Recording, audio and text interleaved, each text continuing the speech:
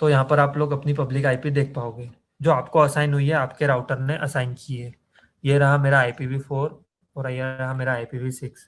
अब ऐसा नहीं है कि कोई सी एक ही आईपी कभी कभी यूज होगी, लेकिन जनरली ये होता है। यहाँ पर आप मेरी आईपी देख सकते हो, ये एक पब्लिक आईपी है। ठीक है, तो अब ये चीजें होती क्या दिख रहा है ना मेरी स्क्रीन सभी को। तो हम लोग बात करते हैं नेटवर्क के टोपोलॉजीज की। अब जब मैंने बताया कि बहुत सारे नेटवर्क्स को आपस में कनेक्ट किया जाता है, तो ये कनेक्ट करने की कुछ मेथड्स होती है, उन्हीं मेथड्स को बोलते हैं हम लोग टोपोलॉजी।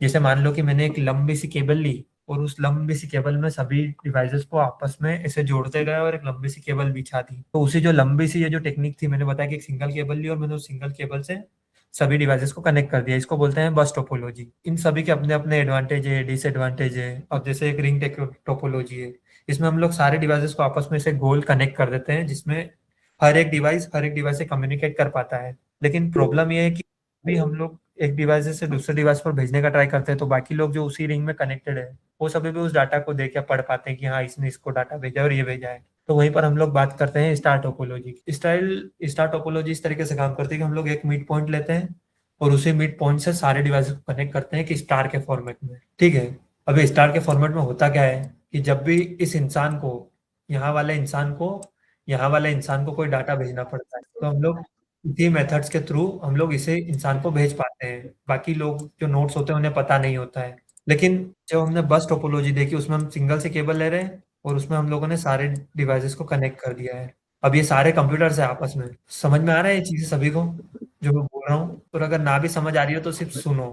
अगर सुनोगे भी तो ये चीजें अगर थोड़ी थोड़ी भी याद रह गई, तो आगे जब मैं बोलूंगा ये सारी चीजें, तब आपको वो चीजें याद रहेगी।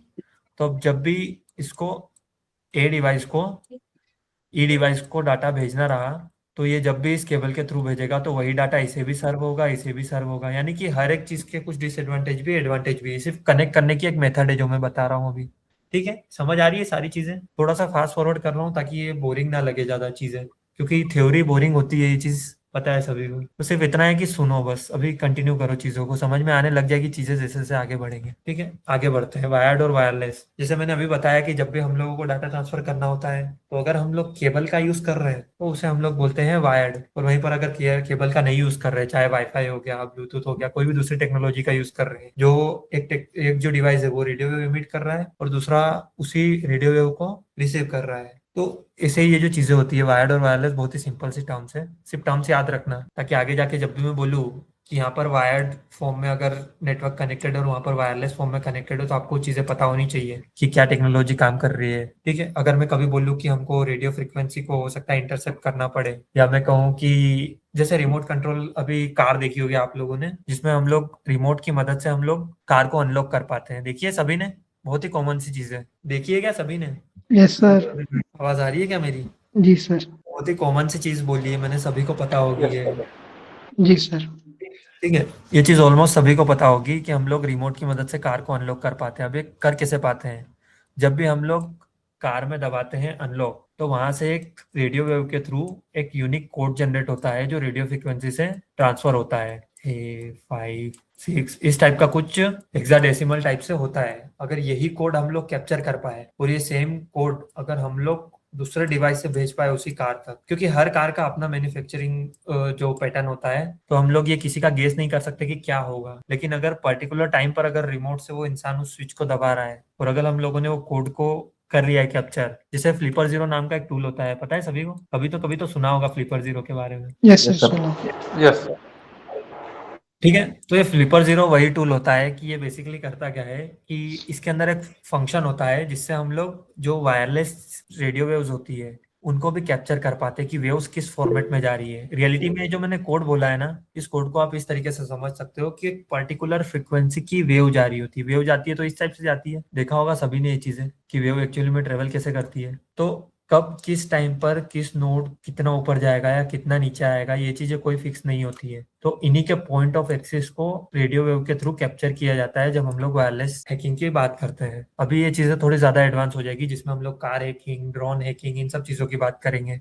लेकिन अगर आपको बेसिक वर्क फंक्शन पता होगा तब आप उन चीजों को और ज्यादा अच्छे से कर पाओगे। तो ये फ्लिपर जीरो अब हालांकि बहुत महंगा टूल्स होता है, तो इतना ज्यादा हमको महंगा कुछ खरीदने की जरूरत भी नहीं है। और अगर इन चीजों को आपको ऑफलाइन मोड पे करना हो तो हो सकता है आप में से किसी कुछ लोगों ने आईओटी पढ़ा हो कभी, जो टेक फील्ड से बिलोंग करते हैं, इंटरनेट ऑफ थिंग्स। तो उसके अंदर हम लोग, जब हम लोग आईओटी की बात करते हैं तो हम लोग यही सारी चीजें पढ़ते हैं उसके अंदर, कि कौन सा मॉड्यूल किस काम आता है। जैसे हम लोग ESP8266 करके एक डिवाइस होता है, बहुत सस्ता होता है, 100 200 300 तक का आता है, उससे भी हम लोग ये सारी चीजें कवर कर पाते हैं कस्टम मॉड्यूलिंग वगैरह के थ्रू। और इसके अलावा भी और भी डिवाइसेस होते हैं। तो ये तो कुछ ऐसे एग्जांपल्स हो गए कि हाँ हम लोग ये चीजें सारी कर पाते हैं। ये सब चीजें करनी क्या है प्रैक्टिकल, इसमें से कुछ चीजें ही बता पाऊंगा पूरे लेक्चर में, क्योंकि इतना कुछ कवर करना एक क्लासेस में जरूरी नहीं है। लेकिन हम लोग जब वायरलेस हैकिंग या फिर पेन टेस्टिंग की बात करेंगे, या फिर नेटवर्क पेन टेस्टिंग की बात करेंगे, तब हम लोग ट्राई करेंगे ये सारी चीजें भी कवर करने का।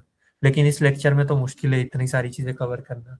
लेकिन अगर आप सभी का सपोर्ट दिखा तो बिल्कुल ट्राई करेंगे कि हम लोग नेक्स्ट क्लास इन सभी चीजों की भी लाए, जिसमें हम लोग एडवांस हैकिंग पढ़ाए, वो भी एकदम फ्री कॉस्ट में। तो ये आप सभी के इंटरेस्ट पर डिपेंड करेगा। तो हो क्या सभी इंटरेस्टेड? हाँ यस सर। सर।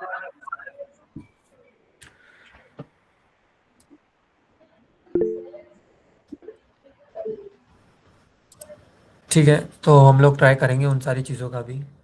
तो अभी हम लोग बात करते हैं इंटरनेट के बेसिक्स की। तो अब ये रही बात, मैंने इंटरनेट तो बता दिया कि ये होता क्या है, किस तरीके से काम करता है, एक इंसान दूसरे इंसान को फाइल भेजता है। अब हम उस लेवल पे आ रहे हैं कि जहाँ पर हम लोग आइडेंटिफाई कर पा रहे हैं कि जैसे मान लो कि कोई भी हम लोग यहाँ पर दो इंसान ले लेते हैं। जैसे मान लो कि अभिषेक है, अभिषेक ने हिमेश को एक फाइल भेजी। अब अभिषेक के सिस्टम को कैसे पता चलेगा कि वो फाइल पूरे इंटरनेट में है, सिर्फ हिमेश को ही भेजनी है। तो यहाँ पर कुछ चीज़ें जो आइडेंटिफिकेशन के काम आती है। जैसे मान लो ये अभिषेक है और ये हिमेश है। अब इनका कोई इंटरनेट लेवल पर आधार कार्ड तो है ही नहीं कि ये डेटा जो जा रहा है ये अपने आप हिमेश को ढूंढ ले और उस तक इस फाइल को डिलीवर करवा दे। जैसा व्हाट्सअप व्हाट्सअप भी इसी वर्क फंक्शन पे काम करता है। हम लोग पढ़ेंगे ये सारी चीज़ें भी आगे। लेकिन अभी बेसिक सा समझो कि जब भी नेटवर्किंग पे हम लोग बात करते हैं कि किसी डिवाइस को आइडेंटिफाई करना है, किसी इंसान की एक यूनिक आइडेंटिटी होती है, तो सारी चीज़ें होती है आईपी के थ्रू।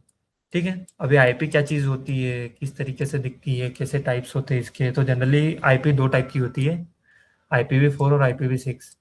अभी मैं बहुत बेसिक से पढ़ा रहा हूँ, तो प्लीज़ ध्यान देना ये सब चीज़ें, ताकि आगे जब मैं एडवांस थोड़ी चीज़ें ले जाऊँ तब ऐसा ना लगे कि एकदम से पूरी एडवांस हो चुकी है ये चीज़ें। ताकि ये इतना आपको पता होना चाहिए, क्योंकि इतना लगभग बहुत बेसिक सा है। अभी IPv का वर्जन जो 6 होता है और IPv का वर्जन 4, क्या चीज़ें हैं अभी बताते हैं। तो जनरली जो IPv4 होता है ये एक एड्रेस होता है, यानी कि 32 बिट का एक एड्रेस होता है, जो इंटरनेट पर किसी भी डिवाइस को आइडेंटिफाई करने का काम करता है। अब जैसे मान लो कि आप बोलोगे कि मुझे तो कोई आईपी ऐसे पता ही नहीं है, हो सकता है मेरे सिस्टम की भी हो, तभी तो मेरे तक फाइल आ रही है कोई भी चीज़। तो यहाँ पर भी हालांकि दो चीज़ें होती है, पब्लिक आईपी और प्राइवेट आईपी। तो अभी मैं एक चीज़ बता रहा हूँ कि पब्लिक आईपी के लिए जब भी आप ऐसे किसी भी डिवाइस पर जाओ, किसी भी गूगल पर जाओगे और यहाँ पर सर्च करोगे व्हाट्स माई आईपी करके, तो यहाँ पर आप लोग अपनी पब्लिक आईपी देख पाओगे जो आपको असाइन हुई है, आपके राउटर ने असाइन की है। ये रहा मेरा IPv4 और ये रहा मेरा IPv6। अब ऐसा नहीं है कि कोई सी एक ही आईपी कभी कभी यूज होगी, लेकिन जनरली ये होता है। यहाँ पर आप मेरी आईपी देख सकते हो, ये एक पब्लिक आईपी है। ठीक है, तो अब ये चीजें होती क्या, दिख रहा है ना मेरी स्क्रीन सभी को? Yes sir. ओके, तो इतनी चीजें समझ में आ रही है सभी को? Yes sir. Yes sir.